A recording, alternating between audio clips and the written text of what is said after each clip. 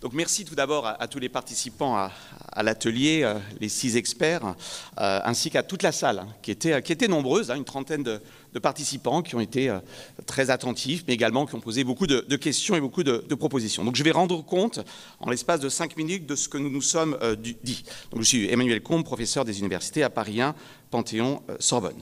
Alors le sujet que nous avions choisi, c'était le pouvoir d'achat. Et oui, le pouvoir d'achat, c'est la première préoccupation des Français, qu'on le veuille ou non. Vous regardez les sondages, très loin devant.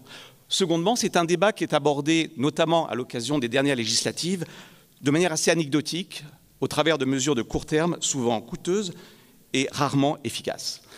Donc l'angle d'attaque que nous avons privilégié avec à la fois les experts et les participants, c'est un angle d'attaque qui est assez peu évoqué dans les débats politiques actuels, et c'est donc une opportunité, me semble-t-il, pour le laboratoire de la République de s'en emparer. Et cet angle d'attaque, c'est celui de l'analyse économique, c'est-à-dire de l'efficacité. Le yaka faucon, augmenter le salaire à 1 600 €, le SMIC à 1 600 €, bloquer les prix, c'est très sympathique. Économiquement, ça ne marche pas. Et donc l'idée centrale que nous allons développer très rapidement, c'est qu'au fond, la hausse du pouvoir d'achat, elle ne se décrète pas.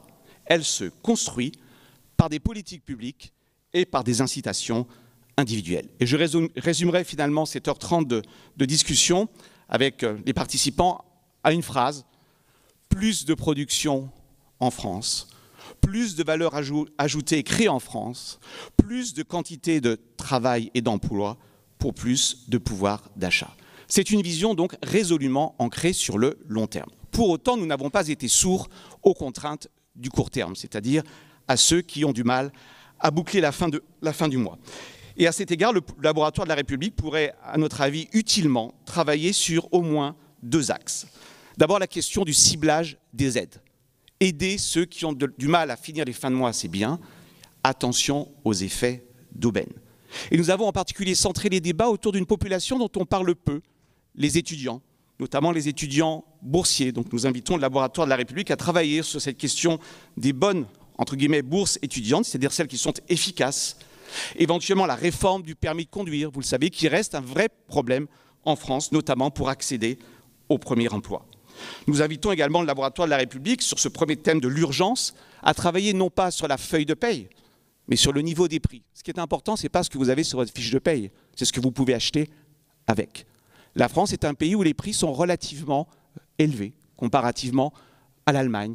Et il y a un mot qu'on ne prononce jamais dans le discours politique, c'est presque un gros mot d'ailleurs en France, c'est le mot concurrence, choix du consommateur, mobilité du consommateur. Il nous semble que le laboratoire de la République pourrait utilement travailler sur un certain nombre de thématiques telles que la meilleure transparence des prix. Nous avons fait notamment une proposition intéressante, l'obligation d'afficher dans la grande distribution alimentaire les prix sur Internet. Un pays l'a fait, Israël, cela a fait gagner aux consommateurs 4% de pouvoir d'achat. Mais il y a bien d'autres mesures. Mais je reviens à l'approche principale qui est une approche sur le long terme. Et nous avons débattu de 2 axes. Premier axe, si vous voulez plus de pouvoir d'achat, il faut agir sur la quantité d'emplois. Le problème de la France, ce n'est pas son taux de chômage. Le problème de la France porte un nom, ça s'appelle le taux d'emploi. Le taux d'emploi, c'est le nombre de personnes qui sont en capacité de travailler par rapport à la population totale. 68% en France, 77% aux Pays-Bas, en Allemagne. 9 points d'écart. Ça fait à peu près 3,5 millions de personnes. Sur ces 3,5 millions de personnes, certains ne souhaitent pas travailler, c'est leur droit. Mais vous avez 1,4 million de personnes qui vous disent quoi? Nous travaillons et nous souhaiterions travailler plus, mais nous ne le pouvons pas. Et nous ne le pouvons pas parce qu'il y a des obstacles très concrets. C'est la femme seule qui n'a pas de solution pour sa garderie et qui vous dit « je suis en temps partiel, mais contraint ». Nous invitons le laboratoire de la République à travailler sur ces solutions très concrètes. Comment lever la contrainte des garderies? Je ne peux pas travailler plus car j'ai un papa, une maman, un enfant qui est malade, handicapé. Comment fait-on pour que ces personnes qui souhaitent travailler plus, 1,4 million de Français, puissent le faire? Quand on parle de quantité d'emploi, c'est aussi ces 800 000 jeunes, tenez-vous bien, qui ne sont ni à l'école, ni en formation et qui n'ont pas d'emploi. Les fameux NEETs.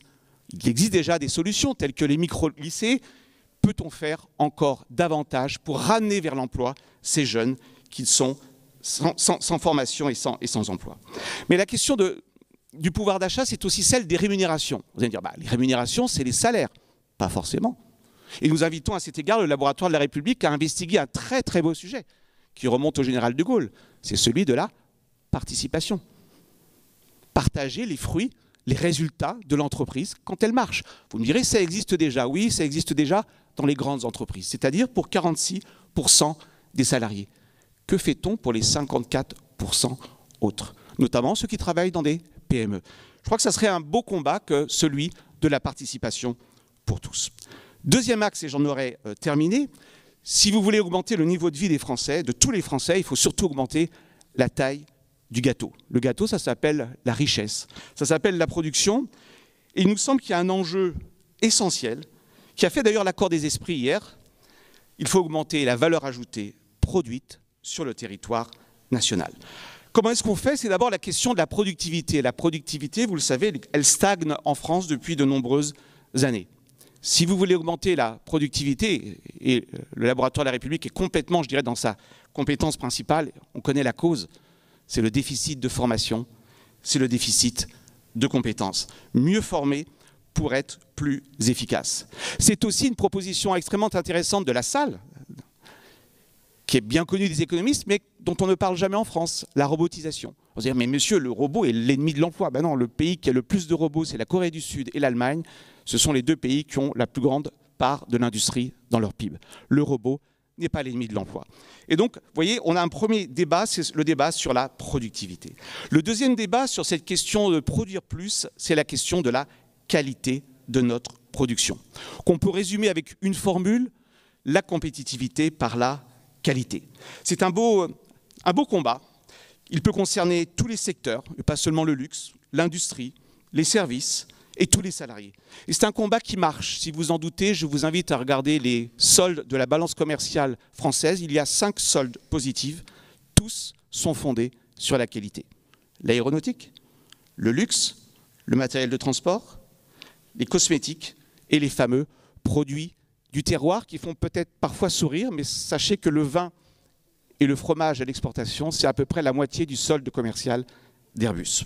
Et donc nous avons fait comme proposition, qui peut être extrêmement intéressante pour le Laboratoire de la République, c'est d'identifier sur le territoire, au niveau le plus local, toutes ces activités qui pourraient davantage créer de valeur ajoutée si on misait encore plus sur la qualité. Prenons un exemple très concret. À Autun, nous avons Nexans, les câbles sous-marins, DIM, la lingerie, pas très loin d'Isly, Michelin. Et donc il faudrait faire ce diagnostic sur, au fond, toutes ces compétences locales, de manière à monter en puissance ce qu'on appelle en économie des écosystèmes. C'est quoi un écosystème? C'est une grande entreprise avec des fournisseurs, des sous-traitants, mais aussi des formations adaptées, mais également tout un écosystème, notamment en termes de commerce. On a d'autres exemples en France, vous les connaissez tous, Toulouse dans l'aéronautique, la région de Cognac pour les spiritueux, ou bien Grenoble pour les semi-conducteurs. Donc d'abord un travail de diagnostic. Ensuite, il faut mobiliser les ressources pour monter en qualité. C'est le job notamment de la BPI, mais pas seulement.